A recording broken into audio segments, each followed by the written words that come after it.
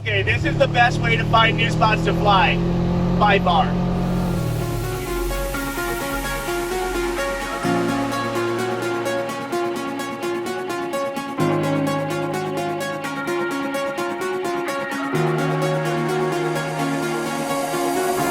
Hey, what's up everybody? This is Lee from Adventure FPV and I'm a little dusty and dirty out here today. We are in or near Buena Vista, Colorado, doing a camping trip with my family. We're doing a little bit of fishing, camping by the creek here, getting some flights in with the iFlight Chimera 4, using the DJI O3 Air unit. We're gonna see what kind of cinematic footage we can get out of just the onboard camera on this drone. And the Chimera 4 is a very, very quiet drone.